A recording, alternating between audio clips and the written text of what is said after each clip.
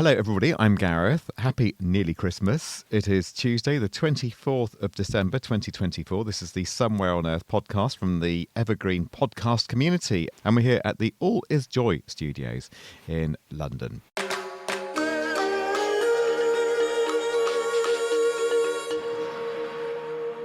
And joining me today is Ghislaine for some experting, as I kind of say. Can we even say experting? Is that a verb? It is now. I think it probably is now. Okay. It's good to be a generalist and an expert nowadays. Yes. I think you have to really. You've got to keep your eye on everything as well as know your own area very well. Yeah. Yeah. And I can say broadcaster, basically you've been broadcasting on Digital Planet with me for about 1 million years before we even did this, and along with many other things. But more recently, you've been on the BBC as well. Can we give that little plug? Oh, yeah, that's lovely. Thank you. Yes, I just had a BBC World Service show, which came out 2 weeks ago. It's on BBC Sound still. It's part of the series, The Documentary, on BBC World Service, and it's called Me and My Digital Twin. And actually, it's got some quite strong relativity today. Not for the first level is that obviously I wrote it and presented it, but Stephanie is one of my interviewees in it as well. Oh, so, Stephanie Hare, from who we will hear in this programme. Stephanie Hare, yes. That's Stephanie Hare. Who's coming up soon. Plus, we do, in the programme, cover a certain amount about biometrics, although this kind of deep in dive that we're hoping to do today is needed, actually. It's right. Needed. Okay, that's why we're doing it. Ghislaine, good to be back with you again. And coming up today then, it is a biometrics special, as Ghislaine has more than hinted. So we're talking about facial recognition, we're going on talking about that, and there's a lot going on in the whole space, isn't there? So we will get the latest and why the privacy campaigners are really on the case over a whole load of issues. We're also going to talk about health data in this edition. And there's a trade-off, isn't there? You can harvest lots of biometric data with abandon, and that gives you amazing health outcomes, or you preserve privacy and you hold medicine back. But then, does it have to be a trade-off? Is that really a trade-off? We'll be discussing all that and more right here on the Somewhere on Earth podcast.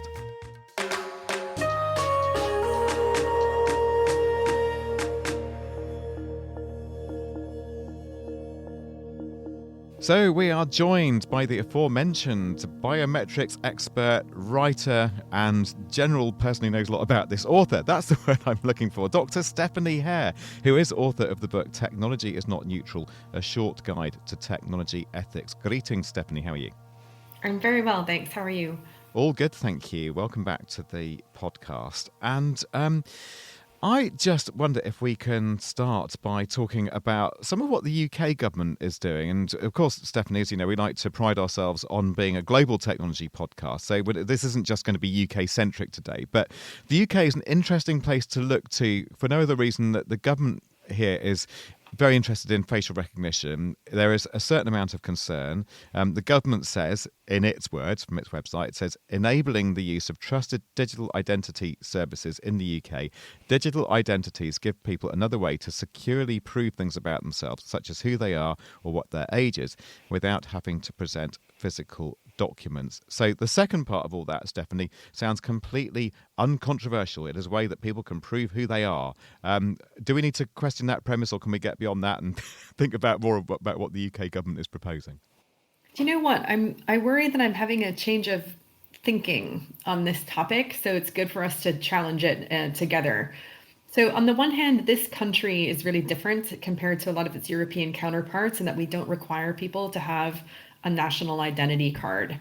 And the police can't ask you. In fact, on the contrary, you can ask them to show ID if they stop you. So you don't have to prove who you are in the UK.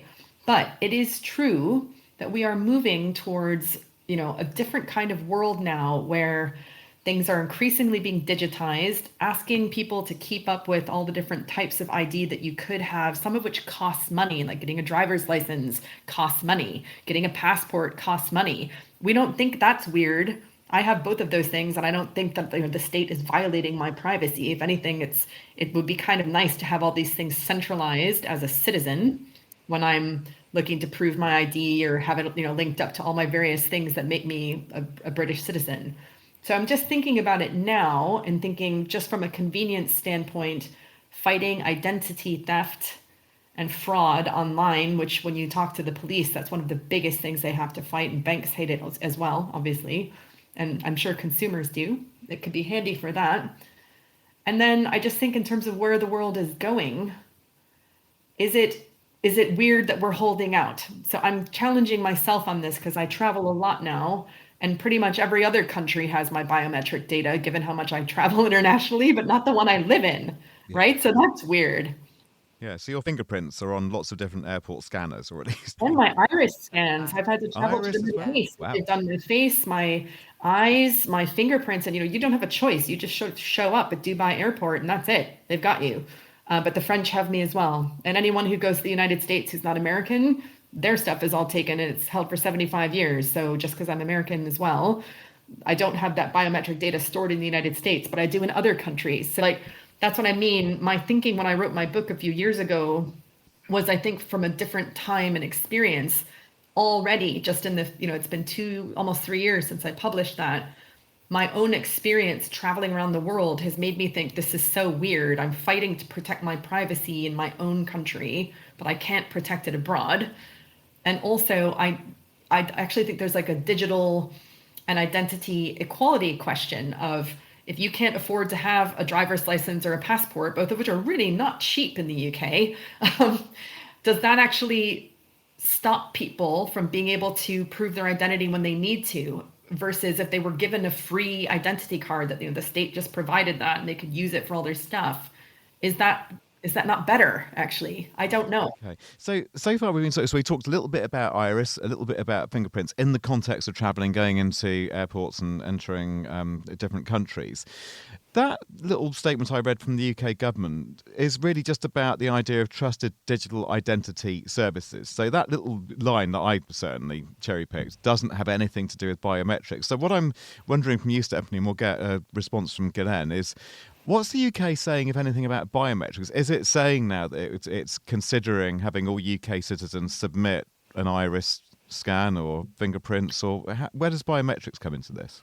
So biometrics, like anytime, as I say, with like a driver's license or a passport, the face photograph that you have of your face, that would be classified as biometrics. Already for HMRC, you can opt in. They should never just take it, but you can opt in to do voice recognition, just like you can with private banking if you want to have it through your bank as well.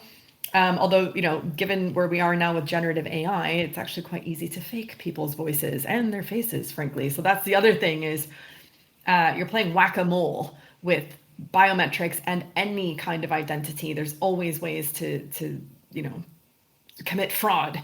So we'll have to have a discussion about that, of what is the problem we're trying to solve, and is this the best way to solve it? So no, they're not making anyone do anything at the moment, but what they are saying, there's clearly a push. And it will be a generational push, because right now there's a whole generation of older people for whom this can be sometimes not very intuitive or friendly or easy, and they're not comfortable with it.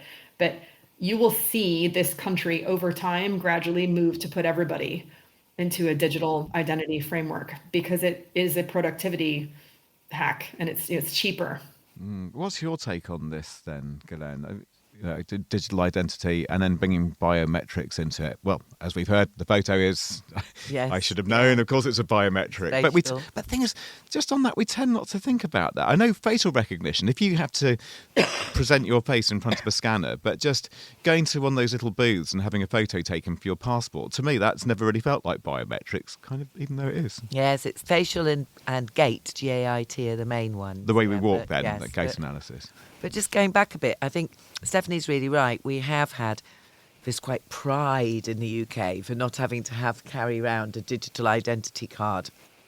And I've worked a lot on European projects and worked a lot internationally, and it's come up many times over the last 3 or 4 decades. And the strangeness for other people that we don't have to have that identity card. And Stephanie, I agree with you too. It's potentially not not avoidable any longer, because even for me, I don't have a driving license, and when I'm out and having to identify myself, I have to do it through a credit card or something, or my staff card for university, because I don't have a driving license and I haven't got my passport on me all the time. So university or say a workplace ID card, but that often doesn't count, does it, in a lot of places, which I suppose is probably your point, given that, I've tried getting into places with my ID card from where I work, my day job, and they'll say, nope, it's got to be either a driving licence or a passport. Yeah, so, unless you're walking around with your passport all the time, which isn't a very good idea in the pickpocket zones of London and other places too, and you don't have a driving licence, I'm quite often going, but I don't have a driving licence, so I think that's one good point. The other good point is that in some ways there is quite a lot of convenience and seamlessness about actually using unique identification factors such as biometrics, which are our main ones, irises, facial recognition, fingerprints of your known ones, but also gait, motion, heartbeat, breath, etc. These are coming in layers as part of this multi-factor authentication. In some ways, like using your finger, to open your iPad, or using your iris going through passports, they're quick and easy in some ways, and they're quite, they're immediate. You can't forget them, can you? No. You didn't leave it behind. It's like, and I think there is something there. It's also quite good for people who are neurodiverse, because tapping in hundreds of bits of data all the time and having to upload documents all the time is not so easy. And for many, not just neurodiverse, digital literacy as well, So, and they are unique IDs. That's the most amazing thing about them. And in some ways, that means that we are enhancing our own security, which is the impression that we're being given all the time by these layers coming in. It's for your security, it's for the security of your bank account, the security of your mental health data, your health data, whatever it is, yeah. But the problem is the informed consent, and the consent being explicit and agreed between us and those people, whoever it is that's taking it. And I think that's where we go into the issues, not just in the UK anymore. No, this is talking much more globally now about the different regulations there are, which there aren't so many around the world, which actually explicitly say there has to be informed consent from the person that's having their biometric and individual identification markers harvested. Yeah. So, Stephanie, what does that informed consent look like? I mean, is it literally, it's just as simple as before you, I don't know, have a certain scan of your fingerprint or iris, that they just say, are you sure? Is it as obvious as that? Well, it's also, they're telling you how they're going to use the data, how it's stored, if they're sharing it with anyone. Is this like a one-time data sharing deal, or are they going to, is it forever? So when you're doing stuff with your phone, like the fingerprint or face verification technology, so you can access your own phone, that's stored as like a mathematical hash, like a mathematical representation. It's not your actual biometric data. Once they've scanned it, they turn it into this hash, and then that's what's stored on the phone. And you're consenting to that, and it's like for you and your phone, right? Versus again, when you go to the Middle East or to the United States, or probably even here, and they're taking your iris, whatever, they might say, we're going to take your biometric data, and you either want to enter the country or not. So there's no informed consent there, because if you say, I would like to withhold my consent, they'll be like, get back on the plane, right? Because that's like the deal. So that's the problem, is that you might be consenting in one context, but not really in another. And oftentimes, the first time that I went to the UAE, I was shocked, because I didn't realize that I had to give this data over. And I thought, wow, that's crazy.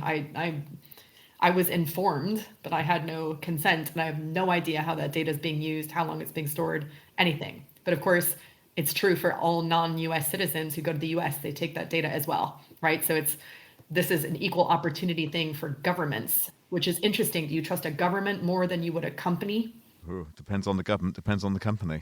Yeah, it depends which country you're in, doesn't it? Yeah, that's opened up a whole thing there. I think going back to the UK thing that you brought up, Gareth, the UK, it's called the Office for Digital ID and Attributes, which is now registering loads of companies and things that allow this kind of use of digital ID.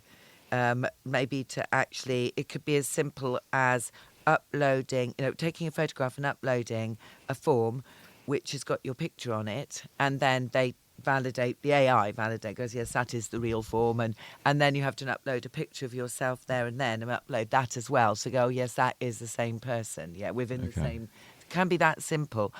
And that, as far as I understand, they're trying to make that actually, in a way, it's about fragmenting information so that if, for example, the ID that I needed to give was just one bit of information, like, for example, I'm female, I wouldn't have to give them everything else. My address, my name, so it's like, we need to know you're female, so you need to do this, this, and this, and then that's it. They're not going to have every other bit of information about me, and they don't then have to have my fingerprints, my iris, everything else as well.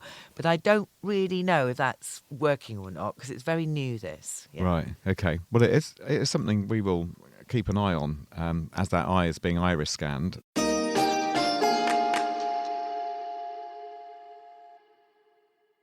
I also want to get your and Stephanie's take on this as we shift away from facial recognition to other biometric data, in other words, health data in this case, and the promise of harvesting it for better diagnosis and treatments. Now, that's at the personal level, but then what if we aggregate all this data at a population level? What about the societal health benefits? And there's a trade-off here, isn't there, between privacy and better health outcomes? Or does it really have to be a trade-off? Then, of course, there's the whole problem of bias. How do you benefit everyone in a society where certain groups might be missing from the databases? Gosh, what a lot to get into in this item then, Ghislaine. And yes. Just let's do the easy stuff first then. What are the health benefits then to us as an individual of all our data, health data, being available to somebody or an entity or a company or a health provider? Well, the main benefits of it being available to you. Yeah, so that's number one, is the individual, whether it's on your Fitbit or on your ring or whatever you're wearing, and blood pressure monitors, all those different things. But of course, it can be aggregated and used, and this is, part of how we got through the whole COVID thing and got the vaccination side sorted out through mass data, actually determining what is needed and what's the best tests or what's the best ways to deal with issues. And that's true for climate change as well. We need all that data to make those big data decisions. It's the kind of data for good movement, yeah. But on the individual level, health data is, and I think Stephanie would have a lot of information on this too, it is the data that people worry about the most, the thing that they feel is totally the most private, and also particularly mental health data. And Stephanie, for obvious reasons, it's data we wouldn't want, for instance, being leaked to insurance companies and so on. So just give us a sense of how personal that personal data is and what concerns you might have. So I need to be a bit more educated on UK law, but in the United States, where I was born and raised, it used to be that you could penalize somebody for a pre-existing condition. So if they went to go and get health insurance, and they were found to have had a pre-existing condition, they could be denied. And that is, I think, illegal now under the Affordable Care Act, which President Barack Obama brought in. So that used to be a problem, but you can imagine if you had to get testing for something, say, like maybe something's running in your family and you've been recommended by your family doctor that everybody gets tested for it. You want to know that because you need to know if you need to be on medication or having, some sort of care. But if it means that, you can't get private insurance now, that would have been something really scary. And so there's also the fact, like in the United States, the insurance industry is notoriously awful. So what you also have to do is get your insurance basically when you're super healthy, because there's also a cooling off period where you get it and then you can't use the insurance really for like 6 months, maybe 2 to 3 months minimum, because they want to make sure that you're not committing fraud, that you secretly knew you had a pre-existing condition or like quickly got some insurance. So you can imagine, and this is not just your health insurance, it would be life insurance, etc. And it can have massive impact for the rest of your life.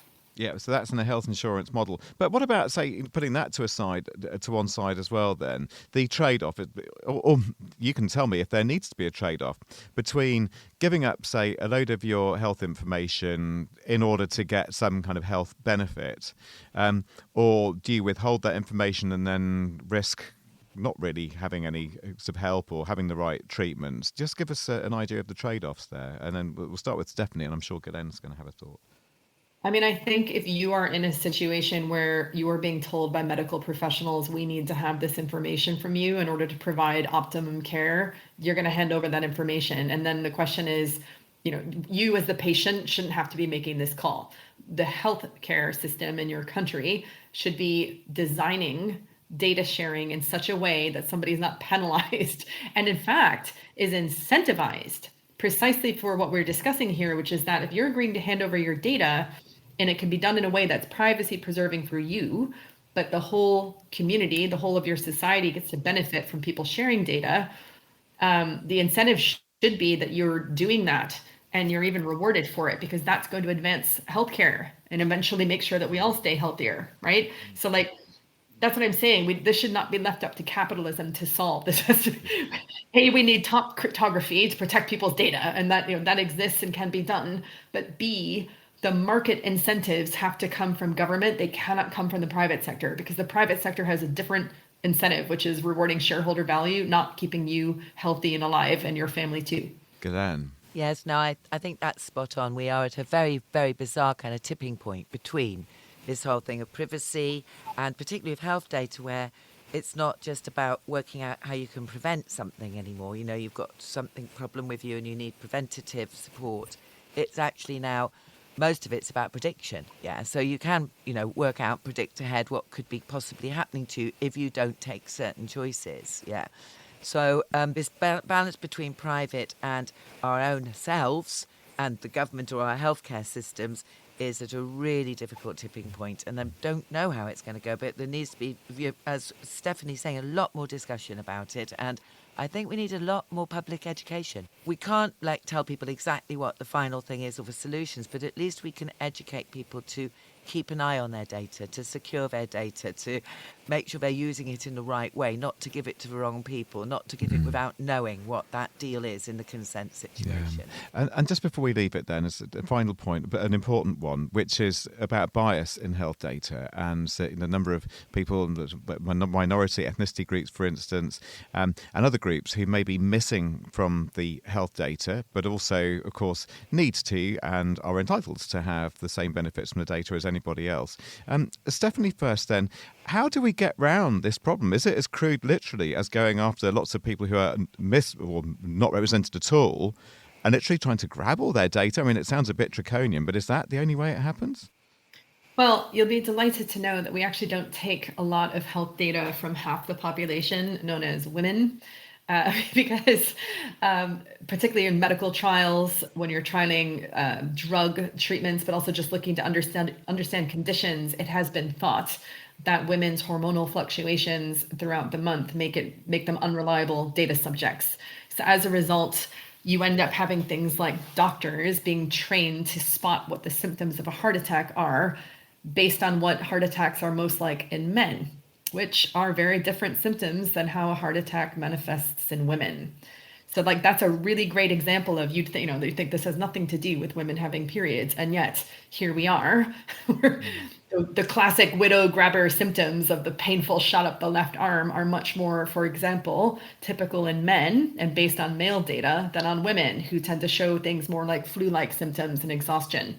So you have women, and this affects their lives. Okay. How do we get around that? I suppose if recruiting more women to medical trials might be a start.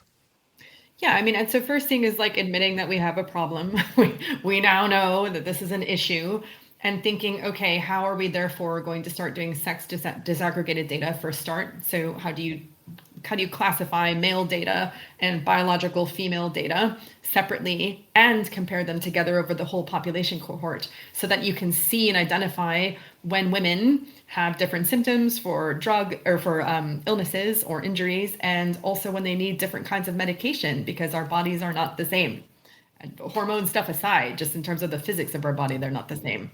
So I think that's the first bit. And that has to percolate right through, not just to pharmaceutical companies who are developing drugs. It has to percolate through to how we train doctors and nurses and paramedics. Okay, Ghislaine, final thought. Yes, I think that's right. And there's another area which is synthetic data, so that we can actually start to make groups of synthetic people, but are of one type, so that we can get more clear personal information to help us as individuals, we're just not being related to a huge mass of people. We're being related to a specific group of, say, women who are 60, who are from a certain culture and nations. Yeah, so they're complex, these things, but there are things working out, and a lot of it's about the design, the inclusivity and the ethics in the base of the design of these data, big data grabs, or big data holds, All right, and there ends our biometrics special for Christmas Eve. There we are. Thank you very much to Ghislaine, of course, who we've just heard there, and Stephanie Hare joining us on the line, and the lovely people here at All Is Joy Studios for making this sound fabulous, including Eon here doing the sound. And the producer and editor is Ania Lichtarowicz. The production manager is Liz Tuohy. And I'm Gareth Mitchell. Bye-bye.